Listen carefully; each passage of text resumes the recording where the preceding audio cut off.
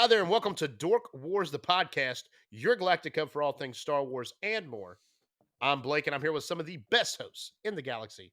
First up, the funny one, Wesley, What's going on, Dorks? and the commentator, Andrew. If you're referring to the incident with the dragon, I was barely involved. Nice. In our very own Lord of the Rings archive, Diedrich. One does not simply change franchises on a podcast.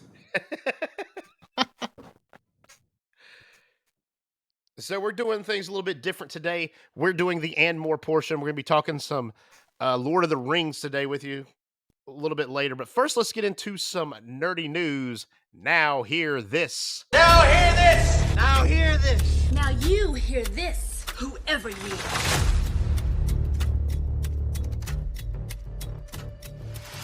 So first off in our news, we're talking Andor Season 2, coming out April 22nd. Guys, are y'all ready for Andor Season 2? Yes. Yeah. Who wouldn't be? You know? Yeah, I hope it's good.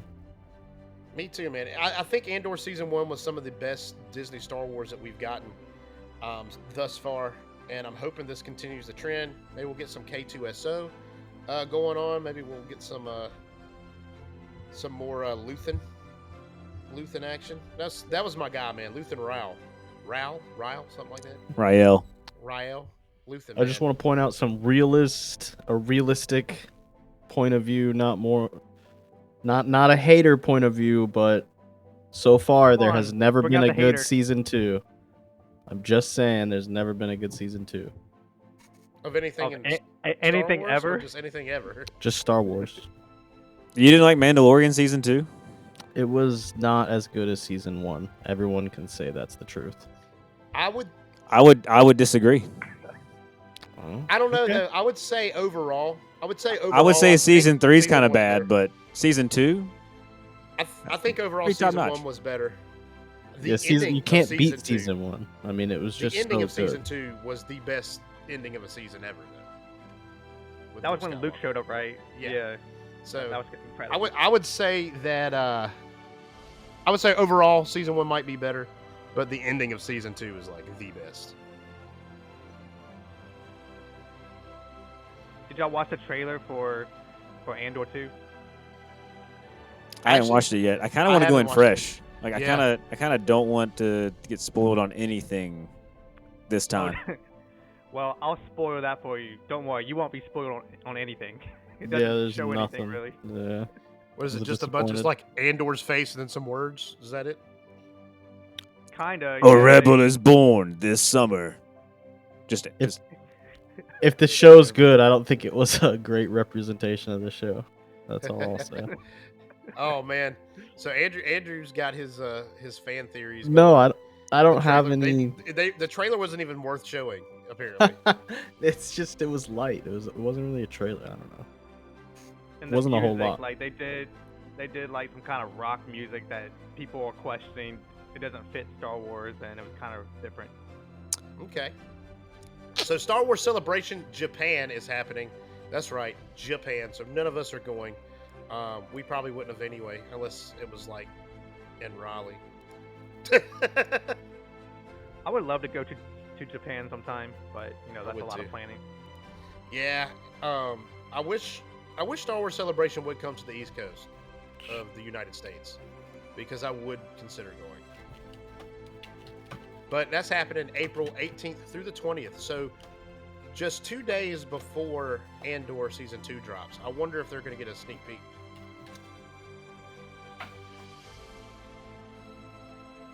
So what do they typically release at Star Wars Celebration? Is like the upcoming projects they're working on and what fans can expect for the next couple years? So it's just like a big Star Wars geek out session, man. That's where a lot of the Disney stuff gets dropped. That's where we saw like the first trailers for Skeleton Crew. That was at Star Wars Celebration in Anaheim. I think that's the last one they had. Right. That's where the last celebration was at. I just can't remember if it was last year or 2 years ago, because they don't always do them every year.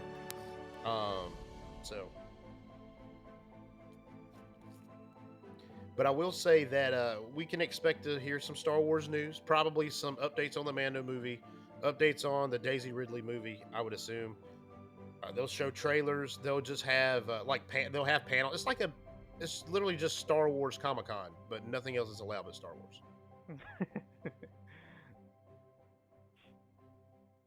So they'll live stream that. I'll probably be watching as it goes on.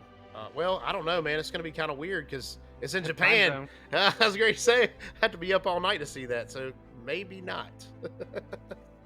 I'll watch as much as I can.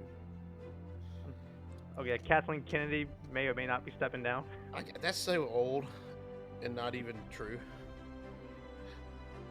All right, you heard it here. Blake said she's never stepping down. She will live eternally and always be in charge. Yeah, well, her words got misconstrued. She said that she will always be making movies. There's no real stepping down. She may take a step back from Star Wars at some capacity, but that may or may not be in the near future. That's literally what she said, and she said it's probably not in the near future. So I don't know. Can we chalk it up to rumors? Just a rumor, I guess. Do we still do the rumor has it thing? Rumor has it.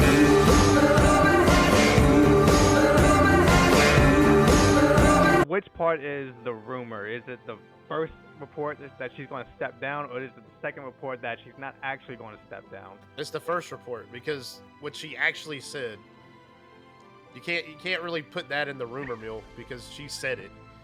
She said she's not stepping down. So I don't know, man. I don't foresee it happening anytime soon. Maybe she could give it to what's her name? Who was the director of the Acolyte? I can't remember her name. Yeah, I don't even care about that anymore. So unless it's Dave Filoni, I don't know. I'm just kidding. It's probably going to go to Dave whenever she decides to give up her title or to do something different. So Dork Wars, the podcast, has a merchandise store. Merchandising. Merchandising? What's that? Merchandising. Come, I'll show you. Open up the store. And we've got Dork Wars, the t-shirt, Dork Wars, the hoodie, Dork Wars, the coffee mug, and we even have Dork Wars, the one ring to rule them all. Actually, we don't have that because none of us on the pod are elves and do not have the ability to forge rings. However, we do have all that other cool stuff and more. We've got hats. We've got, like I said, hoodies, t-shirts. We've got stickers. I don't even know all the cool stuff we have anymore, man. It's been so long since I've actually been on there. So go check out dorkwarspodcast.com. There you can find the merchandise store. Everywhere that we do the video podcast, everywhere that we do the audio-only podcast, whatever you're into. If you like seeing our ugly mugs, if you don't. If you're on Spotify or YouTube, you're definitely seeing our ugly mugs. If you are on anything else, Apple included, they don't do the video podcast thing anymore. Or not anymore. They don't do it at all. So, yeah, go check out dorkwarspodcast.com. Get you something nice from the merch store. Dork Wars, the podcast, is also part of the Subculture Podcast Network. This show is part of the Subculture Podcast Network. For pop culture and entertainment podcasts, go to bio.link/subculturepodnetwork. Prepare to be entertained.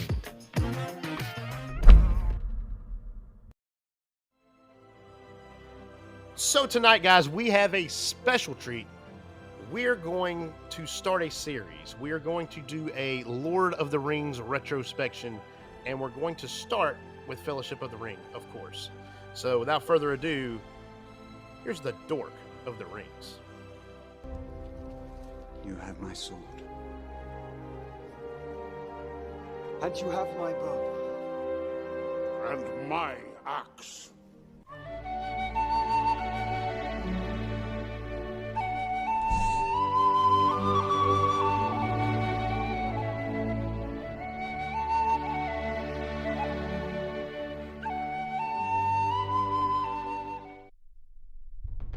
A long time ago, the world was new. There were 5 dorks. There was one dork who never came to the recordings. His name was Grant. And they were all of them deceived, for Grant said he would come, and he did not.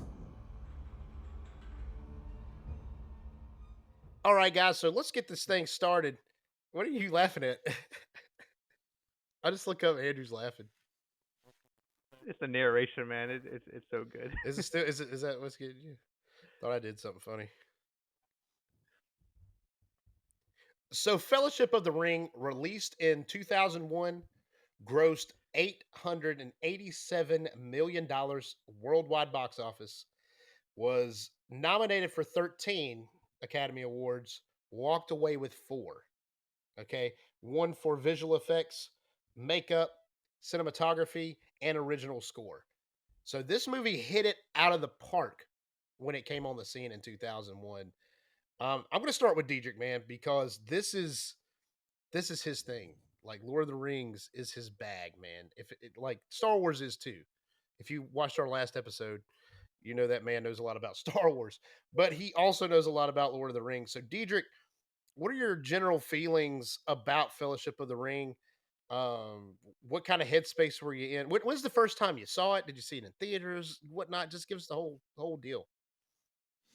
Yeah, I mean, I think many of the reasons why I like Star Wars was I saw it as kind of a older kid, but in that kind of 8 to 12 age range, and that was exactly the time that uh, Fellowship came out. I was like 11 years old, saw it in the theater. Just blown away at the time. That was like groundbreaking CGI and Yeah, effects, and even the score was phenomenal. And I know you didn't mention them winning anything for that, but they the did music, original the music. score. Oh, is that what you said? Okay, my bad. Yeah, I that kind of was one of the kind of 4. zoned out for a second, but yeah. So between the music and the acting and everything was so great for the time, and I think it still holds up. I watched it the other day, just trying to prepare for this a little bit, and maybe some of the CGI is a little dated for 20 years ago, but aside from that, everything still looks very good. I actually read The Hobbit before I had seen Lord of the Rings, kind of in anticipation for it. I think I was like in 6th grade at the time, and it wasn't too terribly hard of reading. But I do remember going from The Hobbit to Lord of the Rings and being like, "Wow, this is 2 very different levels Right. of words there." Yeah, the Hobbit is a great read, but it's in this. You said what, 6th grade? Yeah, something like that. That'd be a little dry because I think I read it around the 6th or 7th grade myself, and I remember thinking like the very first like 2 or 3 chapters, and it's kind of like that with any book, but like where they're like naming off like all the Bagginses and stuff and who's who and stuff, and it's really dry right up front. But once you get past like where they start the adventure, it's all in, man. But I love the Hobbit book. So yeah, I mean, if I had to give it, I don't know if we're doing ratings already, but Nah, pretty much nah, pretty high up there pretty high as up far there. as a movie generally speaking. Though I would say it's probably the worst of the 3 in the trilogy. Okay, Oh, yeah, it's kind of. kind of a hot take, right? It's Or hard. It's Well, hard for me. I think there's so much setup that Yeah, the whole trilogy is set up with that first half of the movie. You don't have to have any of that set up for Two Towers or Return of the King. So you don't yeah, waste any of that time. You're just go the rest of yeah, the trilogy. it was And different, yeah, I think I hate to say that the beginning's a little slow, but it kind of is. They're doing a lot of world building. You're kind of yeah. seeing the peaceful times before all the orcs come out of the woodwork and all the battles start happening. for sure. Yeah, a lot of times, the Frodo's like reflecting on, man, like life was simpler at the Shire. Yeah. Let's go home, Sam. They were all about leaving the Shire until they left the Shire. That's right. So, Andrew, how do you feel about Fellowship of the Ring? Just your general thoughts. When's the first time you saw it? Basically, the whole Diedrich spiel. This was not an impactful movie to me. So I don't Oh remember the no. first time that I saw this movie. I'm just gonna be Nice. frank with you. I hate like I I'm gonna be honest with you. I didn't realize that this movie came out in 2001. I had my answer queued because I thought I knew the first time I saw this movie. Turns out it's The Two Towers. That's the one that I saw in the theaters. So I'll save that story for another time. But I don't remember seeing this. It never impacted me. Lord of the Rings to me is a book that my brother used to read, and he used to read other books by like Anne Rice, and there was like a whole dragon series where there were like different colored dragons that was like for Aragon. adults. Aragon.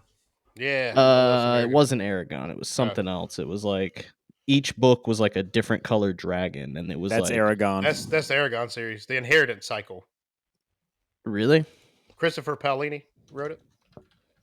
I'd have to look it up. I don't think that's it because The I don't first recognize one, the first that one's a name. blue dragon. The first book's a blue dragon. Second book's a red dragon. Then it's a gold dragon on the third book and a green dragon on the fourth book. We need to do an Aragon podcast. I love that book series. Could be. I'd have to look it up. It doesn't sound familiar. That's the problem, but because I really do think it's a different series. Because I remember the art and it doesn't look like that. But besides the point, I don't know. I was never really into the high fantasy stuff. I liked sci-fi. I liked StarCraft, Star Wars, stuff like that. Star stuff. You know what I mean? And see, I think I would argue that Star Wars is closer to fantasy than it is sci-fi. Yes, absolutely. I would too, but it's not. It's not my the Brit. I mean, but it's not the same. It's not the same kind.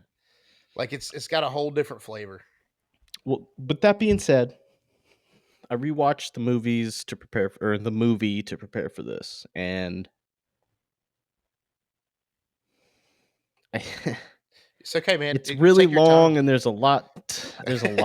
I think there's some stuff that might not absolutely be necessary, but like the very start of the movie, the first 30 to 45 minutes is literally just like a masterpiece. And while I might have some gripes with the rest of it, it's still probably going to end up being like an 8 or 9 out of 10 of my ratings. Awesome.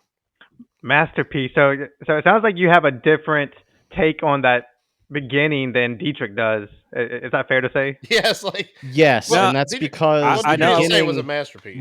one of my biggest gripes with the beginning is he's writing down a history of stuff that we should already know at this point. But the only reason that whole 10, 15 minutes of the intro exists is because we don't know anything. People like me, right, who come into the Fellowship of the Rings, who haven't read The Hobbit, this is their intro to Lord of the Rings. So that Right. actually That is was the from the point. books, though. I will say that. Is it really? Bilbo writing his grand adventure, that is from the books. yeah. But like retelling his old But the way adventures that they he's already... use, the way they use it in the movies, a little different. But and I actually think this scene is only in the extended edition, which is the best way to watch Lord That's of the what Rings. I watched. I don't think you can even. It was 4 hours long, dude. Well, it only extends it by like what, maybe 10 to 15 minutes. No, man. Is it more than that? More. Yeah, it's a lot I swear to longer. God, it was like almost 4 hours long. Yeah. Those extended editions are really long. I'm telling you, Dude, that's why they were really that's long probably the before. only reason I'm able to say there was some stuff that probably shouldn't have been in there. Yeah, but if you're gonna watch them, watch the extended editions. It's the best way to watch them. It was still good. Yeah, I don't really think me and Andrew disagree. I didn't say it was bad. I just said it was slow. Like it's Slow. not not like a Marvel movie where you're in it, the action's happening, you're getting story instantly. Like, it's a bit of a slow burn, and I Yeah. I like agree that. with that. And I do think that it is shot fantastic, especially that 1st intro when you're in the Shire. It is beautiful when you see everyone running over the hills, and then Gandalf pulls up in his wagon, and him and Frodo have that little back and forth. It's just everything is just laid out perfectly. And that brings me to another point that I have to bring up before we go to Wesley. This music is some of the best, has always been some of the best movie music ever. I would say that this is the beginning of the end for like really great movie orchestral scores. Like you got the whole orchestra in on this. Star Wars still had that, and of course we got that with the sequel trilogy. Harry Potter came out around that time, had those really brilliant orchestral arrangements. But I really can't think of many movies after like that era that the music is just spot on. I would just listen to it just to listen to it, you know? There's oh man, I can't believe I can't come up with it off the top of my head. It's so dumb because it's one of my favorite movies, the Matthew McConaughey space movie with John Williams. Oh, I haven't seen that one. I need to see it then. What? You haven't seen that? I don't really know what you're talking about. I have not seen Space McConaughey. He goes to space and well, we got tries that to part. save the world. I think it's a Christopher Nolan movie. That actually oh, Interstellar? Interstellar. God. Oh, yeah. That, dude. Okay. I've not seen Interstellar. I know. I know. I've not seen Interstellar. I also have not seen Interstellar. I've not seen Interstellar. But I will say, now that you mentioned it, I have heard the music from Interstellar, and I can agree with you that is a very good score as well. It's good. I think it's on Netflix right now, so y'all should go check that out for movie night. It's worth it. Dude, I like it. We should do it. Dude, I wish we had the rights. We could do a live watch with all the dork lords out there. But we should just do a live watch over at Dietrich's house. There you go. Our live reactions like we do. So when we do watch parties for like new episodes of Star Wars stuff on Disney Plus, we obviously can't show the show on our stream. So we link up with everybody. Everyone gets in the chat and the party, and we say, all right, we're all starting right now. So you'll see like clap. Whoever. No, we don't even clap. We just say, hey, we're all hitting play. That is a meta reference, by the way, the clapping. Yeah, we'll have to explain that one day. Do a Dork Wars behind the scenes. Those weren't hands. But oh no. But yeah, I can agree with that, Andrew. 100%. Thanks, Wesley. I'm still breaking up, man. Y'all still got me messed up. I'm laughing at the orchestral scores of the modern era. But that's what I mean. You know what I mean? I mean, like, I love full orchestral scores. How did we get here, boys? How did we get here? We were talking about the music in Lord of the Rings because I don't that's really. Right. That's right. I really don't like the Batman score, like for the Batman trilogy. It's just all stings and. That's it. Like the Transformer score sucks. It's just weird random noises. Anyways, those are the only two movies you can think of. I mean, just off the top Batman of my and Transformers. What about like Joker or I don't know, like La La Land or it's not the grand adventure kind of sound. Yeah. You know what I'm saying? I agree. That's true. Because these scores were written specifically for the movie. Is that right, or am I like off? Mm-hmm. That is correct. Original scores. Yep. Original. Okay. Here's a good classic that's kind of random, but it's not exactly orchestral because I think it was just one guy doing all the instruments. But Michael Andrews and Donnie Darko soundtrack. Let's check that out. Pirates of the Caribbean was another franchise that used a lot of that. Oh, that was still in that same like 2001, 2002 era. Yep, true. I mean, yeah, and gosh, I love the Pirates of the Caribbean soundtrack. Yeah, man. Oh my gosh, the score from that is amazing. So, Wesley, what are your general thoughts on Lord of the Rings, Fellowship of the Ring? Where'd you first see it? If you even remember, if it impacted you, so, and how do you think about it now? Yeah, me being exposed to Lord of the Rings is not conventional. Growing up, I had a very diverse friend group, and my good friend Robert Tucker. I don't know if I should have name dropped there, but one of my close friends. He got me introduced to Star Wars. So if you listen to some of my first episodes, I probably mentioned that. But he also exposed me to Lord of the Rings along the way, and he'll pull out his his books and show me the 500-page book of Lord of the Rings. Like, this is a great book. You need to read it. I'm like, no way, bro. Wesley, No way. Wesley, you got to stop saying expose and pulling out all in the same sentences. You're tearing me up over here. Well, on that note, no. But he would show me the books, and I'm like, man, these books are huge. I'm not gonna read them because I didn't read books like that back then. But he would tell me that the movies are really good. I have to see them. Like, he had all of them on Blu-ray and DVD, and he insisted for me to watch them. But everyone would always say that these movies are 3 hours long each, and if you want to have a marathon, you're going to need to do it over multiple days. So that always kind of turned me off a little bit, like just the length of these movies and how much content's in them. And so I remember like always like seeing it on TV here and there, and I will the first one, and I would catch bits of it, but I never really saw it from start to finish. And then in other media, like I had a neighbor, he would come over and for Christmas, and he'll bring over his new Lord of the Rings game for PlayStation 2, and so we would co-op on there. Yeah, I did the same thing, dude. I feel like I had the same exact story as Wesley. I swear to God, dude. Those games are really good too. Are you Wesley's neighbor?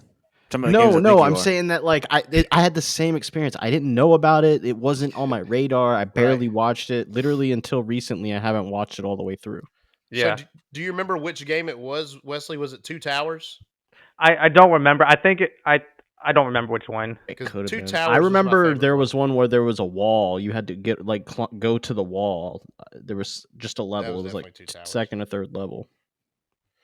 That's all. Yeah, I have to do some research and try to dig up what game it was. But we played for hours, and it was cool. So I was exposed to Lord of the Rings throughout the years. But it wasn't until in college, again, I had the same roommate, Robert. We've been friends for a very long time, and he's like, dude, we're in college. I've known you since 4th grade. You got to watch the movie. I'm like, we're all not right. doing drugs. We're not partying. We're watching Lord of the Rings. Yeah. Yeah. I don't think many people have that experience, Wesley. They went wild, man. Break out the extended editions. I'm taking the same pipe that the brothers are taking. No, I'm just kidding. I don't do drugs, but convincing. He then blows out that ship like Gandalf. Yeah. He's got the perfect thing, funny. Yeah. But I mean, I tell this long-winded longevity of it. Like, I know Lord of the Rings is always something I would like and enjoy, but just committing to it was so difficult for me. And finally, it wasn't until last year. It was probably October, November. My girlfriend, I believe it or not, she's not really into sci-fi stuff, but she was like, I love the Lord of the Rings movies, so I need you to love it too. It's the ultimatum. Dude. Yeah. So okay. So we went through the whole trilogy over a span of a few weeks, and it was fantastic. I enjoyed it. I'm really glad we did that. So that's I like the movies, and I'm not as like detailed and knowledgeable as some of the other guys here, but I'm happy to talk. Oh, I'm gonna tell you, if the movies are your thing, which is great, the movies are awesome. Like, that doesn't even scratch the lore of Lord of the Rings. Like, it is a world chock full of God. The J.R.R. Tolkien, dude, he wrote a language and then wrote a story about it. Yeah. Like, Yeah. dude was next level. It was next level storytelling, next level lore.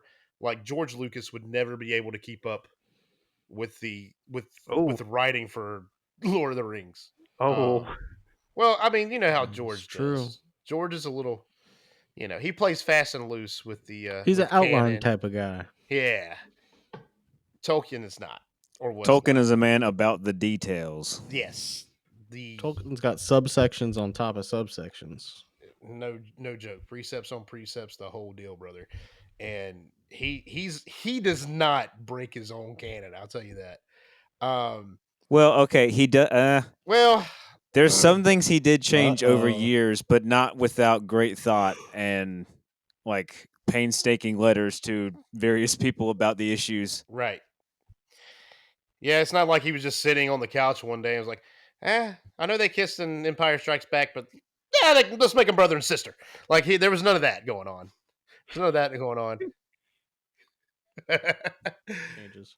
Speaking of which, so if I'm here to try to find all the fraud and waste inside of this movie, then and I watch the extended edition, that means I'm probably going to find a lot of bull crap. Yeah. Are you be able to call me on that? Yeah. Because you're going to have to be able to call me on that. I can do it. All Okay. right. We'll get into it then. So I'll tell you guys about my experiences with Fellowship of the Ring. I did not actually see it in the theater. I was 8. I was 8 when it came out in the theater, and didn't see it then. I think I saw Two Towers in the theater. I definitely saw the last one. But the first time I saw Fellowship of the Ring was on DVD. And dude, let me tell you, I started watching it. I didn't think I'd be into it. I was like a kid. I didn't think I'd really be into it all that much.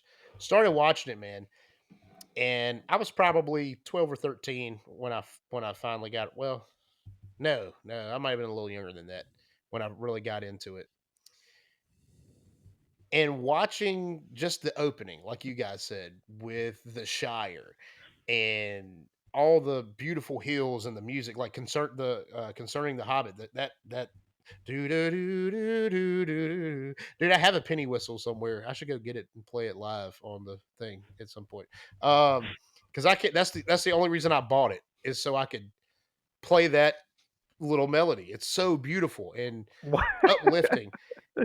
And watching like the Bilbo's party and the dragon, and then when they set off from the Shire, and you see Lord Sauron for like when he comes um into the Shire looking for the ring, dude, threw me, dude. I was like, oh crap, this just went from a really happy-go-lucky kind of cool hippity hoppity movie to like it's on, and just from there all the way to the end, this was a great introduction into Lord of the Rings for me, because I didn't um I read The Hobbit around the same time I think I saw the movie first, then I read The Hobbit.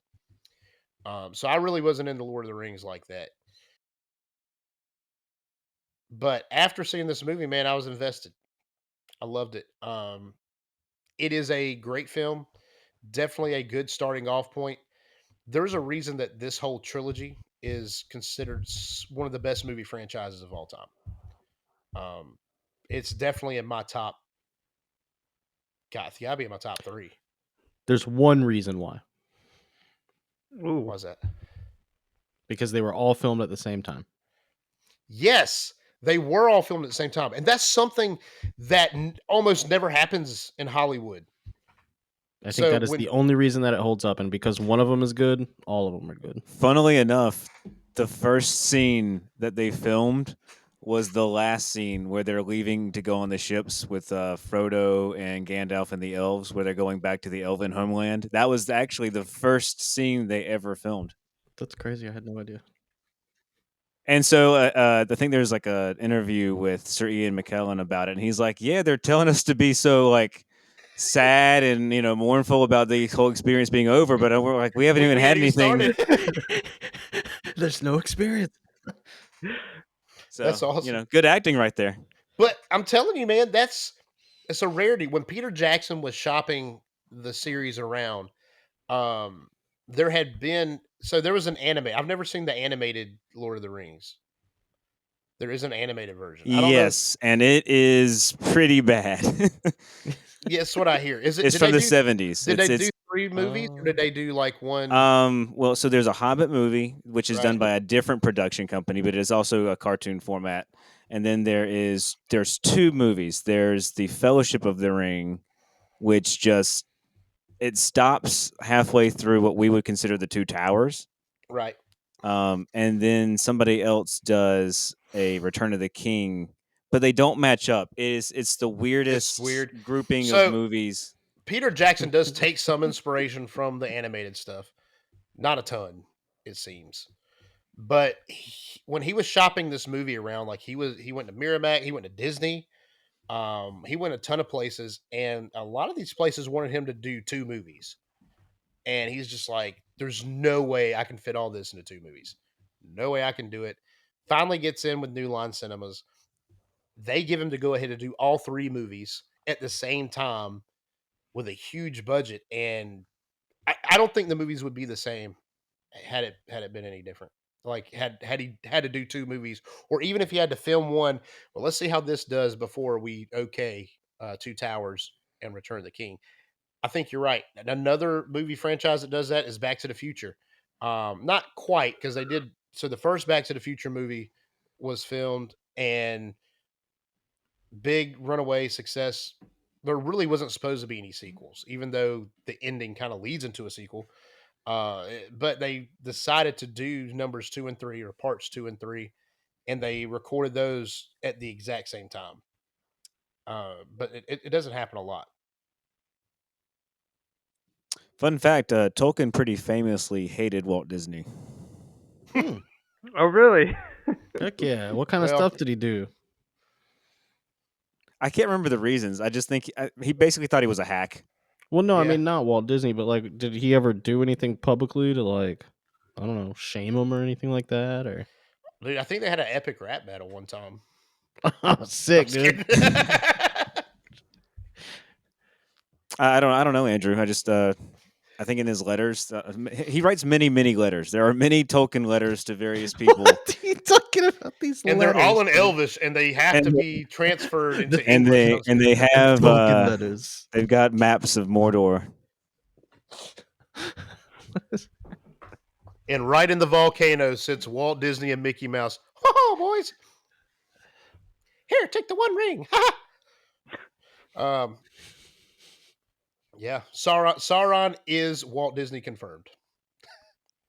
Maybe. Maybe actually.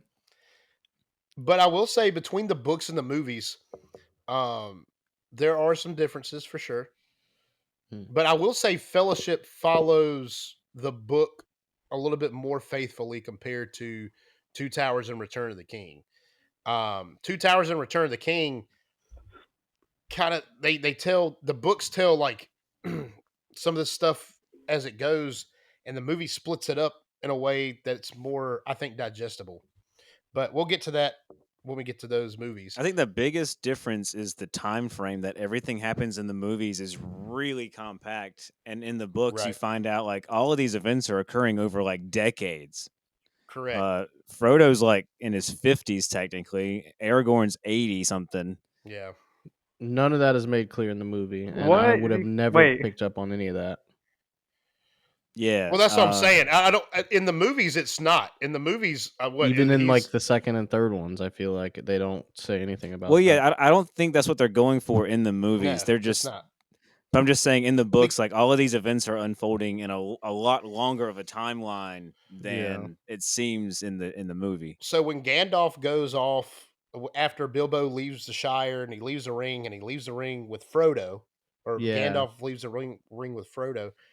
I think in the movie he's gone like a week. I think they do state that. It's something Yeah. like Right. a week. That's what I thought. In the book, it's 17 years he's gone. Yeah, because and that's the thing. That's What? why in the movie, that's one of those things to me that I was gonna call out as a small gripe, because what the movie says is that he goes and studies the ring and does a bunch of studying, but like you say, he's back in a week. 17 years makes more sense. I think for the purpose of the movie, it works a lot better. It doesn't. They should have just it does. done the time skips. I don't think it really even matters. I mean, they could have done them in specific places, but I see why they didn't. Whatever. Small gripe. Small gripe. I'll say it does make the world seem a lot smaller.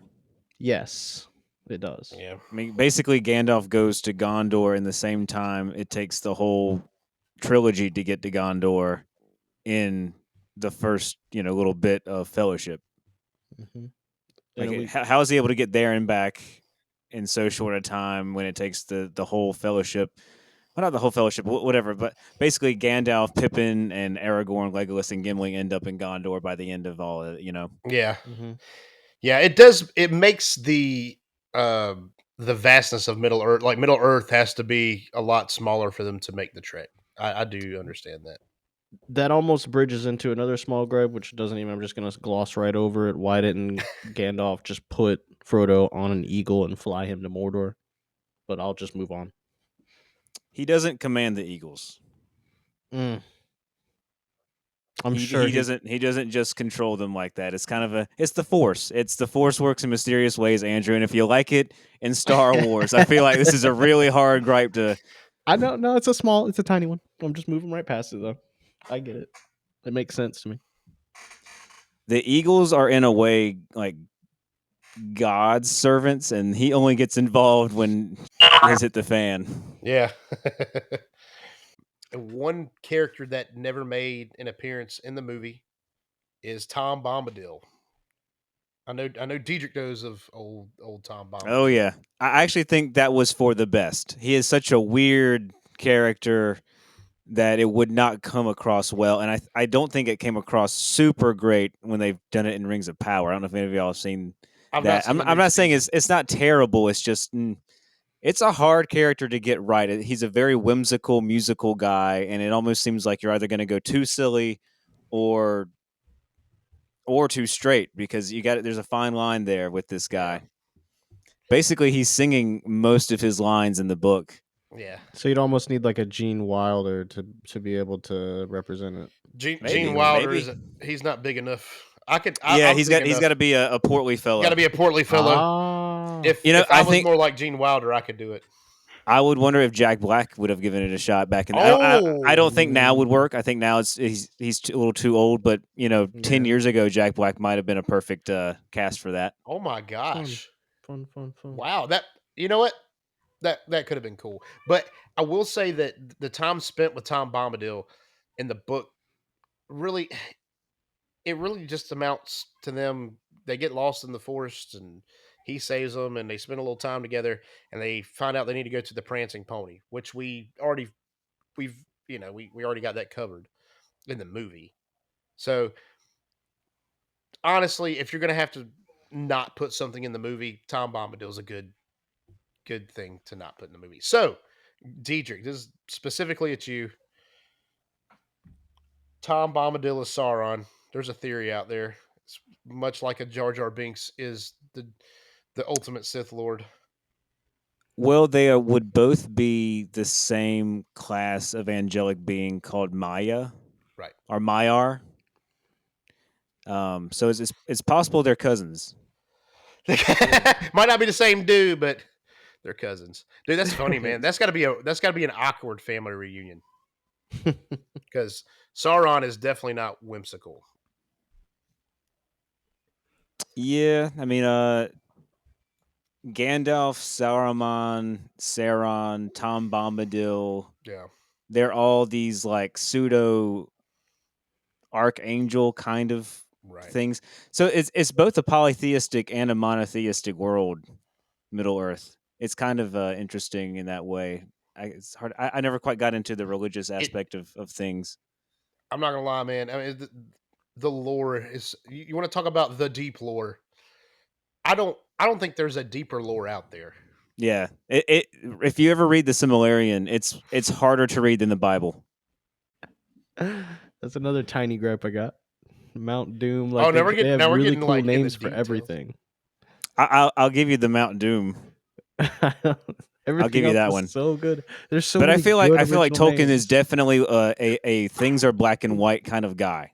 Yeah, and I gotcha. Yeah. This Dark Lord Sauron is the bad guy. He's not morally gray. He's living in Mount Doom, like just to really hammer the point home. I almost expected to see him turn around in his throne and have a little kitty cat sitting there, and he's sitting there stroking it. He's like, the hobbits will not get me this time. Like, Shat man and elves come against me. Like, is Sauron digital every time, or is it like a guy in a green suit? Do you guys know? I actually don't know how practical Sauron is. I mean, he's only in one scene in the beginning. Yeah, in this movie. in this movie. Oh, he's really only in the beginning. Or are we talking about the eyeball? So that's the only. Because the only time we see him outside of his, Like in the cloaked form. in his helmet and all that stuff at the battlefield is as an eyeball. Yeah. Well, yeah. You get a little bit more in the Hobbit. He kind of has like a Nazgul kind of form too, Right. but that's not in these movies at all. But you do just see him in the beginning.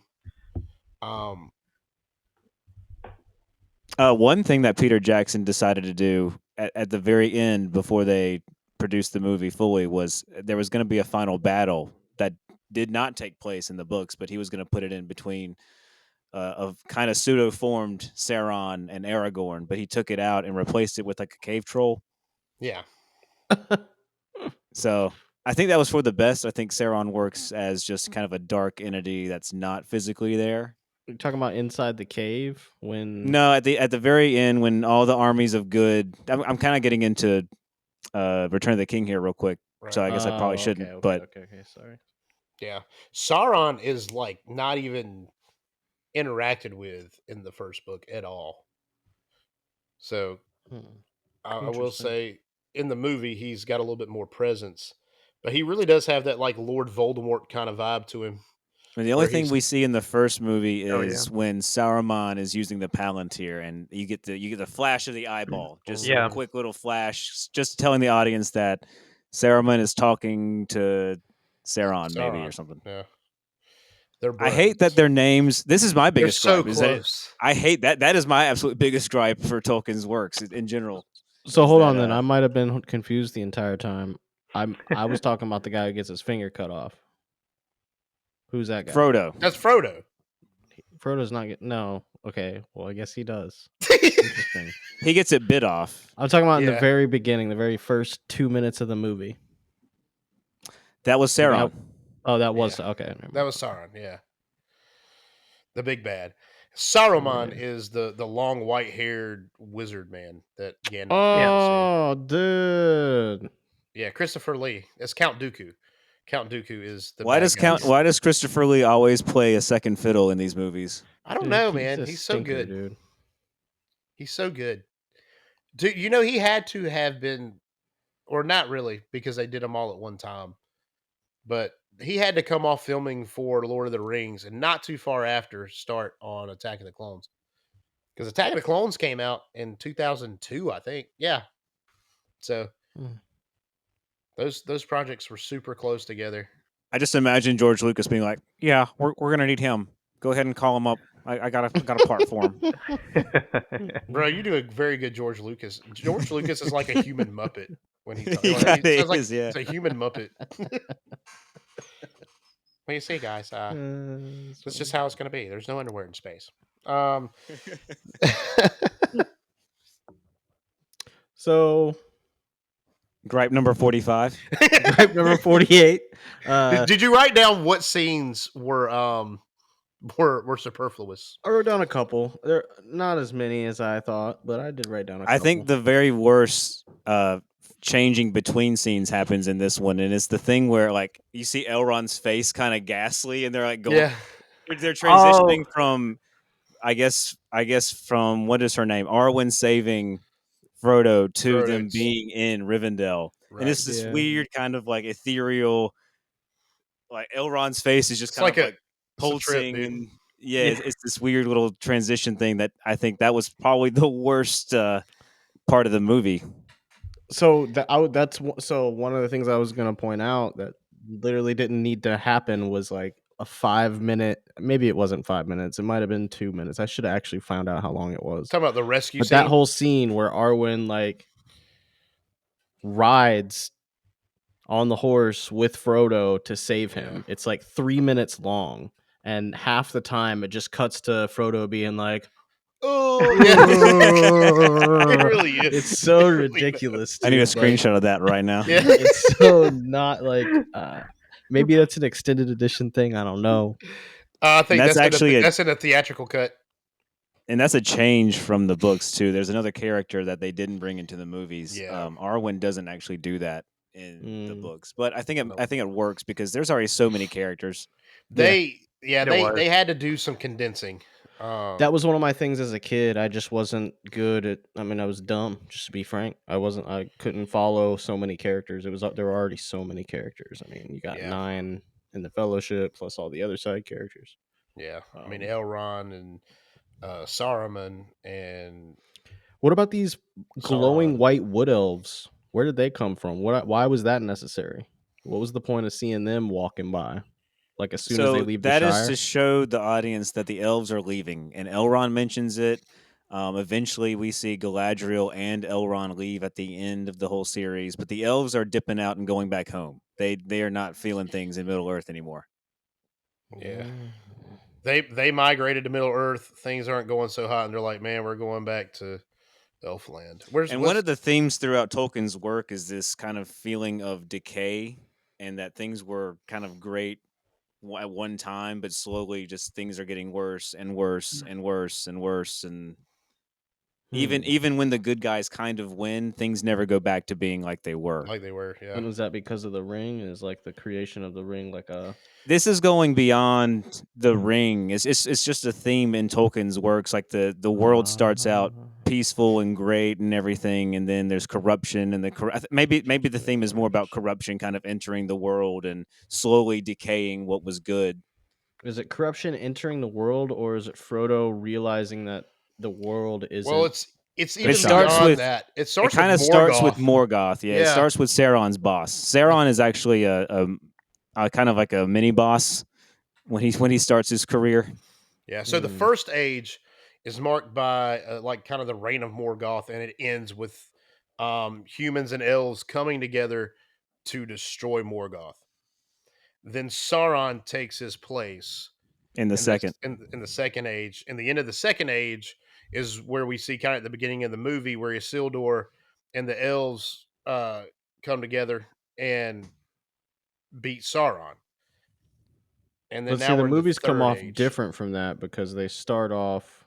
It's all they don't. Like, they the don't even movies are mention from Morgoth. Frodo's point of view. Like the entire movies are basically from Frodo's point of view. Whether you're seeing stuff that he can't see, that's beside the point. What I mean is like as he starts learning more and how terrible the world has become or is, the movies get darker and darker and darker. So I think that that is the theme of the books, very very much so, and that's bleeding into the movie.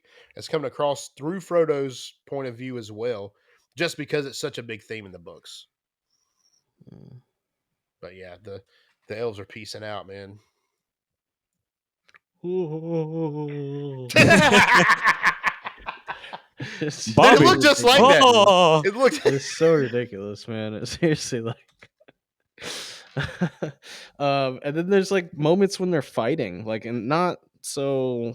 There's a couple different fight scenes, but it's like pretty much like the first half. I can't remember what scene it was. There was a fight where everybody's fighting and they're all just like looking at each other and like nodding and shit like that. And I'm just like, what is going on? Why are they doing this? What's the point of all this? I didn't understand any of that. What are they fighting? I'd like to know what you're talking about. Which fight are we in? Are they in a cave? Yeah, I think it was the cave fight. I think that's like the one with the orcs and the cave troll. I think that might have been maybe. That one is a little video gamey. That might have been the exact one that I'm talking about, because the other fight that I thought was actually good was the one in the ruins. I just thought the ruins set looked really fake. But other than that, no, he's talking about the two statues. Oh God, I forgot. I'm talking about after they leave the elf place. Yeah, and then they. I know you're talking about. Sorry. Yeah. I'm on Hin. You're what? The peak that they're at is called Amon Hin. Oh, okay. My final gripe, and I think this is Katie was so mad at me. I couldn't stop laughing. I'm so sorry. But when Gandalf dies and Frodo, everybody's sad. They made it very clear everyone is sad. Frodo's had his moment that everyone's sad. And then they give him a second moment where he walks away, turns to the camera, and one tear drops down his face. And then it cuts away. I died laughing. I couldn't. It was so cheesy. It's so dramatic. It's there a was cliche. no point. Cinema sin. But I don't know. I feel like my gripes are nothing compared to some of the gripes I could find in a lot of the Star Wars stuff we watched. So that's why I still rate this as like an 8 or 9.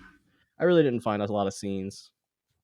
Yeah, Peter Jackson did a fantastic job with these movies, and all. But for sure, man. Like I think one of my favorite scenes though is down in the Mines of Moria. That whole battle, and then Gandalf fighting the Balrog, and oh my gosh, like the Balrog fight, I think shall not pass. I think that's the peak of the whole movie. Yeah.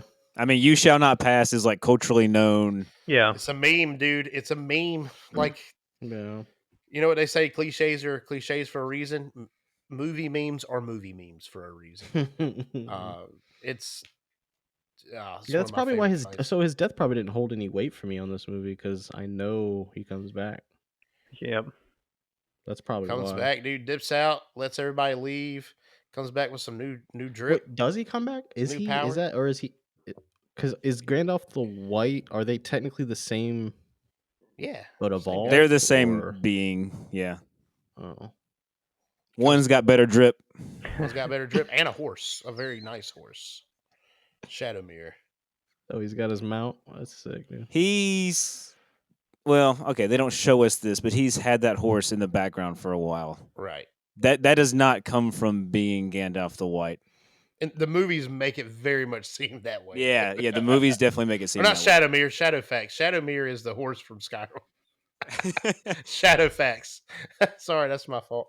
You know what? Both are good boys. But well, Shadowmere is literally the devil's horse that you can summon after you work with. Shadowmere has saved me many a time. Oh, he saved me too. I do love the horse. That horse can't die, so it just fights forever, just kicking and kicking and kicking. And he's a good bad boy. I find it funny that he's actually a shadow, then Shadowfax is a white horse.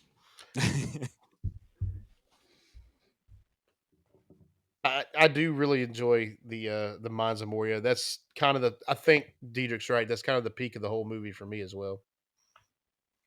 I think my biggest gripe throughout all of the movies is just all of the time they spend hammering home that Frodo and Sam love each other. Like I get it after 5 minutes. Like they are bros. I absolutely get it.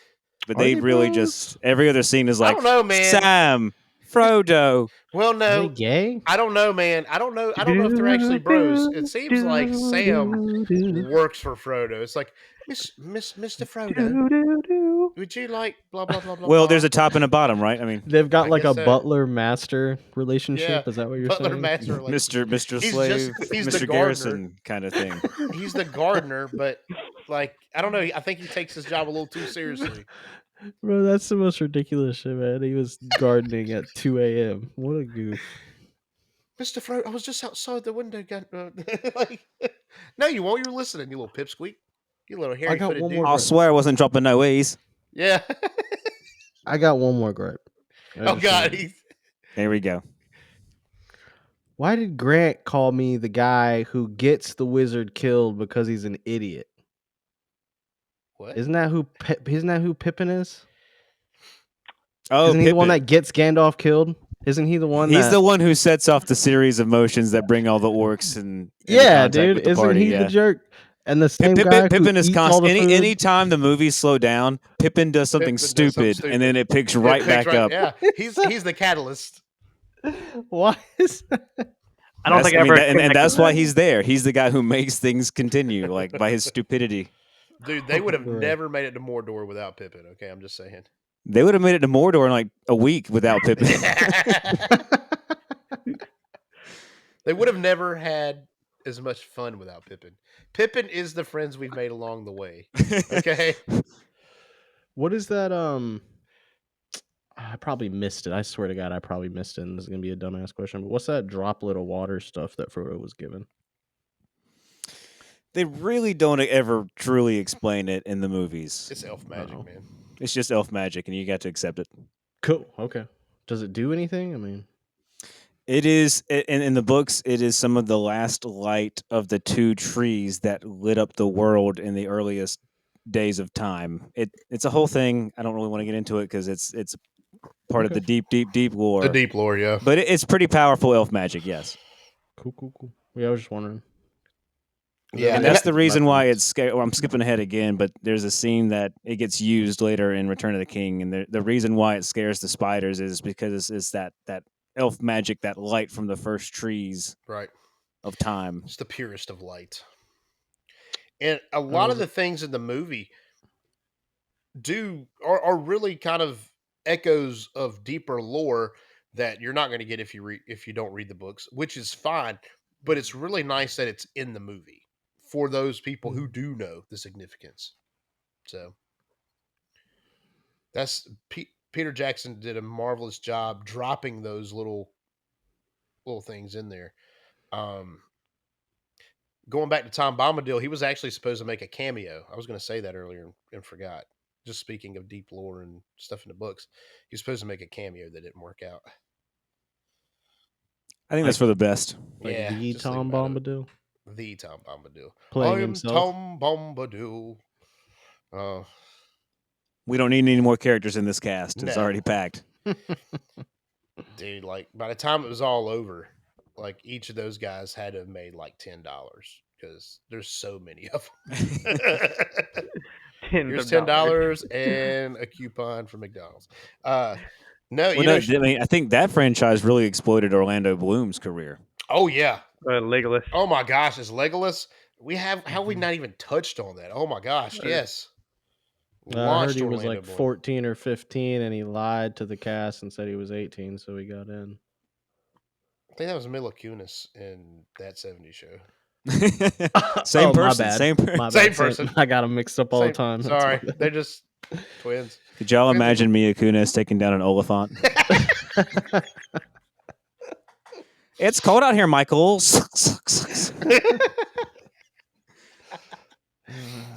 But yeah, it did. I don't know. It was either that or, and again, I can't remember. Did the first Pirates of the Caribbean movie come out in it was like 2000 to 2002? I think that was somewhere in there. after. Probably after. I'm pretty sure it was after. But he had to do those projects pretty close together. Because that movie I know came out like 2001 or 2002. That movie came out in the way early 2000s. That's the first movie I ever bought on DVD. Was Pirates of the Caribbean. The first one's a banger. It is a banger. I like 2 and 3 as well, but the first one is definitely like the GOAT. The fourth one sucks. The fifth one is pretty good. Anyways, but the sixth one, there's not one yet. But back to Lord of the Rings. Yeah, the bromance between Legolas and Gimli, man, we start to see that form in here. These movies are all about bro love. It is. The only romantic relationship is really between Aragorn and Arwen, and it's not even really looked at very much at all. Yeah, you get a little bit of loving in this movie, and then you don't really see Arwen until the Return of the King. At its core, this movie is just it'd be us, just the truth about how hard it is for a bunch of friends to stay friends. I mean, do you want to like let the audience see our group chat? Yeah, let's not do that. let's not do that at all. No, I'm okay. It's a lot of gifts for me. I've been a gift guy lately. Speaking of a lot of gifts, is there is there a king at some point? Like an old king guy? Yeah, that's not in this movie, obviously, but yeah, that's in Two Towers. Two Towers. Well, he's not. He looks a lot older than he really is, but we'll get to that. Get to that next time. Can't wait. I'm gonna have to watch those with the little toad guy. Excited. So these, I'd say it's only going. So it only gets better from here. So, how do we think these movies have held up over time? Like, are they still relevant today? Can you go back and watch them and be completely satisfied with with where they ended up, or is it like watching, I don't know, something with like egregious CG? Like there's some movies you go back and watch CGI and it's like, oh my god, this is just abysmal. I can barely watch this. So where do we think Fellowship of the Ring kind of falls in that? Definitely holds up. I can speak to that. Like I said, I watched it last year, and I was like, man, this movie came out. What'd you say, Blake? 2001, 2001. Yep. dude. Incredible. And I think we talked about this in chat a little bit. Is like how do they make movies like that in 2001 and it passes the test of time? And now today's movies don't seem to reciprocate that type of legacy. I don't know. I really think it's down to the locations they filmed it and the practical effects. Um, the orcs are practical effects. Those are cosmetics. There's a lot of CGI too. I'll say that. And there is a lot of CGI. There is, but I it's got an argument too. I think it's more tasteful. I think that in the scheme of things, the way this was shot like an 8 or a 6 episode series. So I don't think you can compare this to movies. And I'm only saying that because I also think it's a second point that the best stuff that's releasing nowadays are series, not movies. You're not seeing blockbusters blowing up that are like this. You're seeing series that are great or amazing. You know what I mean? So I think you should be comparing this more to a series than, especially since it was all filmed at once. You know what I mean? I guess so, but you can compare it right now to what's going on with Rings of Power, and it still is way better. Still way better, yeah. Way better. They didn't quite have Gollum perfect in this movie. He looks a little different than Andy Serkis will end up looking in Two Towers by the time we actually see his face. Mm-hmm. So I will say that this movie is kind of like is the inspiration for kind of the CGI and stuff we have now. Phantom Menace did CGI, but it did not look like this. This movie blew Phantom Menace out of the water with its use of CGI and practical effects. Mm. Because I'll go back and watch some of the stuff from Phantom Menace, like the Battle of Naboo. That whole thing is basically CGI, and it does not look great. Where I'll go and turn on Lord of the Rings, man, and I feel like I could just step right into it. I feel like it's been remastered a million times too, though. So there's a chance what you're seeing now is not the same as what you saw back then. I might be wrong though. Yeah, and that's a good point, Andrew. But then I think of like Harry Potter, for example. Like the first one came out in 2001, and they had CGI in that as well as several places. And I watch Harry Potter almost every year. But that first CGI movie is terrible. I'm sorry, but the troll is the troll's good. I don't think it's for the time. It looks great, so I would say that didn't hold up as good. But with Lord of the Rings, it does hold up the way they used it. Had they made that troll more practical in Harry Potter, I think it would have worked out better. I enjoyed the extended cut. I wish that somebody would find a way or certain stopping points so that I could stop the movie 45 minutes or an hour and a half in, because 4 hours is a long time to watch a movie. I mean, there is a pause button. I get that, but I would like to know where like a good break is. Like as soon as Arwen saves O-Face, then you can pause it. That's a good pause point, because that's a good break in the story. I got you, man. That's what I had to do last year. It's like we watched like an hour. Okay, time for bed. Pause. And need to pause it right before the Prancing Pony. Pause it right before the Prancing Pony. Go take a break. Then I would say unpause it. God, it'd be hard after that. Maybe just one break. I don't know. Then it's an hour and a half movie either way. Then I'd pause it. Then I'd pause it right as they get into Rivendell. Well, no, you gotta hit me up with Two Towers notes, man. That's all I'm saying. So I can prepare. So Dietrich, you're the book expert and you're the movie expert. Since we don't have Grant here, I mean, I just want to know from your opinion, from somebody who's never read the books and thought the movies were great. I mean, how does it compare? I mean, I read the books a long time ago. I thought we were more so sticking to talking about the movies. I know. I just am trying to. Yeah, I'm just trying to like as far as So there's some tone and characterization everything. that's a little different in the books. The hobbits are not quite as dumb, especially Merry and Pippin are not quite as stupid as they Yeah. seem in the movies. In the books, they are, they're party members. They're not Yeah. like these. Pippin's a little goofier than Mary most of the time, but not to the extent of the movie. But like, what about like tone? I think Does he Peter Jackson he get the nailed He tone. nailed the tone. right? He nailed the tone. The tone is exactly what I would expect. This is like a grand epic history kind of story, and I think he nailed that. So Really, what Tolkien was doing when he wrote this, I keep interrupting Blake. My bad. I'll no, shut up you're good. now. You're good. But what he was doing when he started writing this whole thing out was he was trying to write a grand mythology for the English people. And he took inspiration from things like Beowulf and the Greek tales and older stories, a lot of German stuff as well, to kind of create a mythology for his people. He thought of himself as an Englishman. Yeah. So I'll tell you this: when you read the scenes, or when you read in the book where they're at the prancing pony, and you watch it on the screen, I get the same kind of feelings whether I'm reading it or watching it. When you're in the forest, or when not the forest, when you're in Rivendell, and he's meeting back up with Bilbo, and he's experiencing what the elves have to offer. That's the first time they'd seen elves like that. I get the same kind of feelings whether I'm reading it or watching it. So he definitely nailed the tone. Like I would say he is very descriptive. And if you ever do read the books, I almost appreciate the movies for kind of giving me the Cliff Notes version.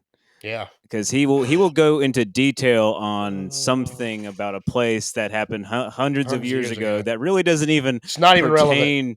relevant. Yeah, it's not even really relevant. But he's just trying to like really make you feel like this is a lived-in, existing world that he is just describing a story out of. That this place really exists. Well, that's awesome. I don't know. I want to read the books, but I'm afraid. If you're an audiobook guy, I would say if you feel like the extended edition movies were too long, you probably this ain't the one. This is probably not for you. Probably I'm not gonna lie, me. dude. Like the length of time it takes them to get to the prancing pony in the book.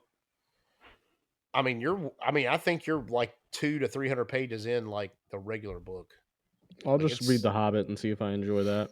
The Hobbit's definitely a lot shorter. It is. The Hobbit is a entirely different tone. Yeah. It is a happy-go-lucky. This is a kid's story. Yeah. It's really not the same. Really? And yeah. It's like interesting. Oh, okay. The movie, the fact that they made that a trilogy was kind of ridiculous, to be honest. The book is only like 100 and some odd pages. Yeah. In most prints. Yeah. It should have been, if you wanted to make it fantastical, I guess, make it into 2 movies, but I think they could have done it in 1. Look, it just hit me. The Dragon series that my brother used to read was called Dragon Riders of Pern, and it was like a very, very kind of serious Lord of the Rings style, but dragons. Dude, that sounds like such an Aragon ripoff. I'm gonna do some digging now because I want to know. I'm about to see if I can't find the books because I want to see if they were any good. I think they might be teen books though. Well, I feel like Aragon's a Tolkien ripoff.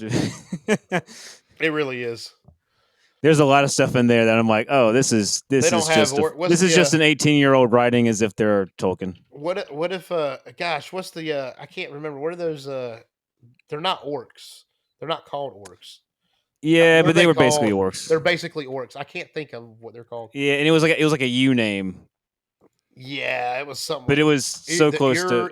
It was still great books. I love those books. They're fun to read. But yeah, it's kind of a Tolkien ripoff. Allegasia is like Middle Earth. Talking about them Urgles. Urgles, that's it. Yeah. Urgles. It was Urgles. Yeah, they're just orcs. Did I do that? No, that's an Urkel. That's a different thing. All right, Wesley, what are your gripes?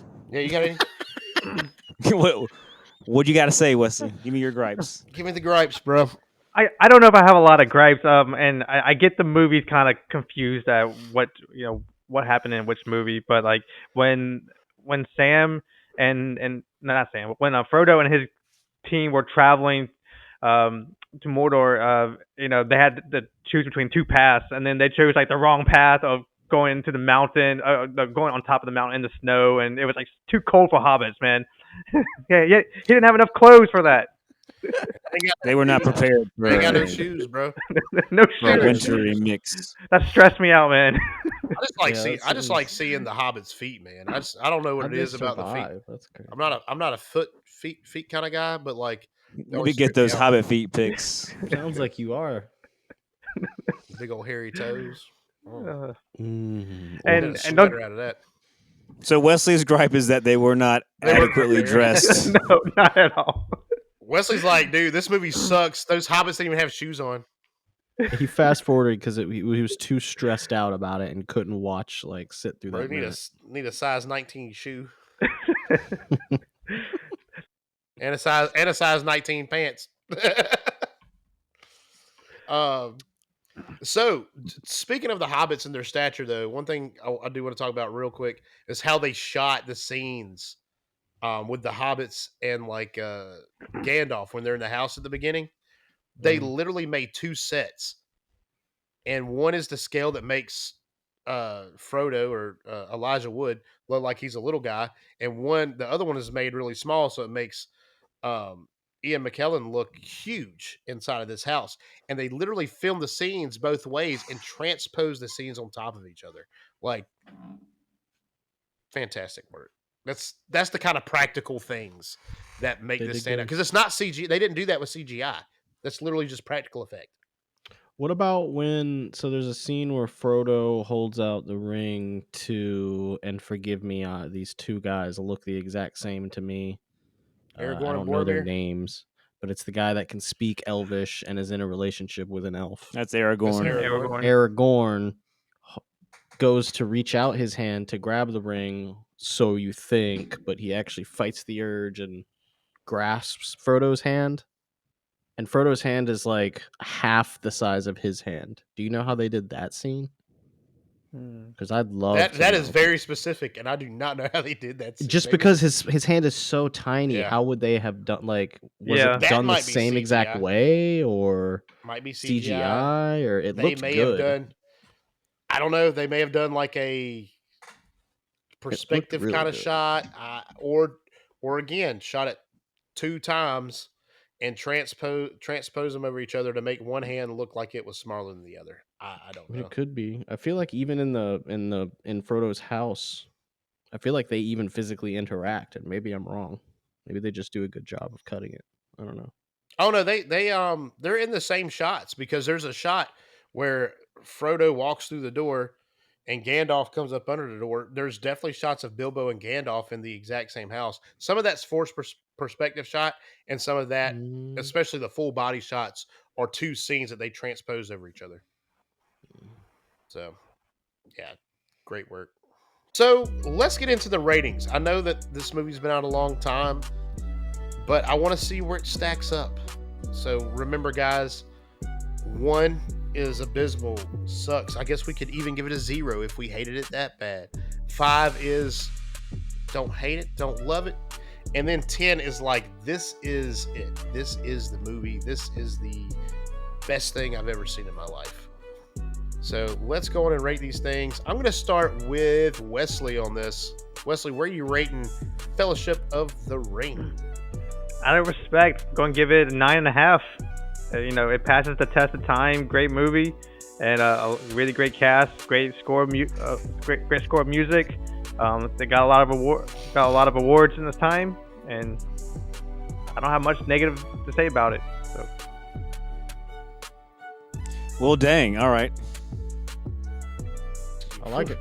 Wesley, man, I never know where Wesley's going to go with his ratings. I just never know. Coming in swinging. I just never know.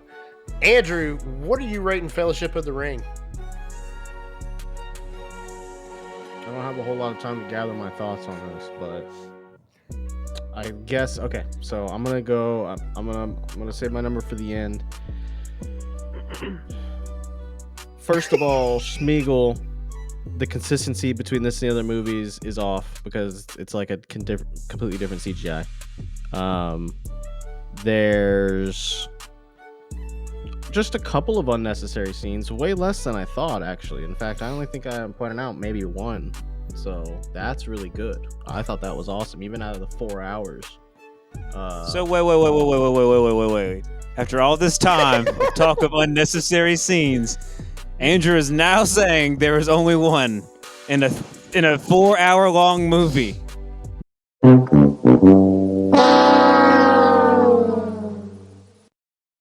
There was one unnecessary scene. This is one movie that could have been a standalone. This is one movie that could have been a standalone. This could have existed without the Two Towers. This could have existed without whatever the third king is. Right? Do you agree with that? To preface just what went on, back when we were reviewing Skeleton Crew, Diedrich and Andrew got into a little bit of a tiff. And I think Andrew said this more to hurt Diedrich. I think we got a little personal at this point. There's and he truth just said, behind it. He was like, bro, there's so many unnecessary scenes in Lord of the Rings. And I think he just said it to cut Diedrich. I swear he did. You have to go back and listen. It's a plug. We're only a third of the way through. Oh my god, you guys. So you got to go back and listen to the Skeleton Crew. I'm just trying to get people to listen to our old episodes, Andrew. Okay, so we'll have the Andrew superfluous scene counter going during this. So we're up to 1 now. We got one. I'm sure there's more, but I only really saw like 3, and you kind of gave me okay reasons for some of them. Still a lot of ridiculousness though. Frodo, crying a tear. Ridiculous. Come on. Over dramatic. Anyway, he's known Gandalf his whole life. That's like an uncle. Yeah, but he had already cried, and they were already sad. So you could so if your family member dies, Andrew, and you cry more than once, you're a bitch. No, I'm saying that if your family member dies, Dietrich, and everyone in the room is crying, and you have to bring attention to yourself, everyone to look at you so that you can drop one tear. This is all about me. I can see Diedrich getting up, everyone sitting around kind of boo-hooing, Diedrich getting up and just looking straight at everyone and over going, his shoulder. I'm telling you, man. No. So yeah. I mean, with a fair rating, I'm gonna give it a 9. I mean, 9.5 is hard because for me personally, it's hard to vibe with the fantasy stuff. I really. That being said, I think 9 is pretty big. That's a pretty good score for not vibing with the fantasy. Yeah, because it's a really good, really well done movie. I mean, everyone knows that it's like one of the best, definitely one of the best series ever. I mean, you all know that. Yeah. Not the best, but top 10. Yeah, no, I think that's good. 9. So, Dietrich, where you at on your rating for Fellowship of the Ring? It's going to be lower than 9, I can tell. I actually was going to give it like an 8 because I know I'm going to give both the Two Towers and the Return of the King 10s. Spoiler alert for the next episode. Interesting. If I'm ever choosing between one of those 3 movies to play, I never pick Fellowship. So that's not a good enough reason maybe to go down all the way to an 8. So I'll stick with a 9. Just like I'll hang out with Andrew at a 9 because I know that the other 2 movies are significantly better. Agreed, Dietrich. Agreed. All right. That's why I went 9.5. I'm vibing with it. So I'm going to give this an 8.5. I don't think that's slighting it. It's not. I mean, I think it's great. It's awesome, but. I know, guys. I'm so sorry that I gave this such a great score. But I'm kind of on the same boat with Diedrich, though, because I know that Two Towers and Return of the King are going to be higher on my rating list. This movie, while it is entertaining, is beautiful. Like you're transposing scenes and the rolling hills of New Zealand and just the story and the wealth of lore that goes into this movie and the expansiveness of this world is amazing. But I do think it does get off to a little slow start. Still great. I'm into that. Honestly, the book is a slower start, even slower start. So they did a very good job of minimizing that and putting that into a movie. But still, I still think it drags just a little bit here and there, especially in the opening. But other than that, man, I mean, it's a fantastic movie. So I'm at 8.5. I think it's the first time I've been the lowest rated on anything. So that would mean collectively we give it a 9. Yeah, average it out. So thank you everyone for taking the time to listen to Dork Wars, the podcast. Without you, we really have no reason to be doing this. We wouldn't be talking here and recording it. We would just be talking and not recording it. But the fact that you guys listen is awesome. Don't forget to check out dorkwarspodcast.com. Don't forget to go to our Facebook page, our Instagram, our X page, our... Gosh, I don't know what else we have. TikTok. Check out our TikTok. We put a lot of fun videos on there as well. Like, subscribe. Definitely to this video. We're new to the video podcasting thing. So on Spotify, you can follow us. You can leave comments. If you're watching on YouTube, you can like and subscribe to the channel. Leave your comments. And we'll definitely get back with you, talk with you, discuss anything you want to talk about. That's what we love to do, interacting with you guys. So thank you, and may the Force be with you. Thank you for supporting Dork Wars, the podcast. You can check us out on facebook.com/Dork Wars, the podcast. And if you would like to join in on the discussion or maybe suggest topics for us to discuss, please do so by joining our Discord community or sending us an email at dorkwarspodcast@gmail.com. This has been We're talking about ghosts that come out of nowhere across the ocean, dude. What? Production.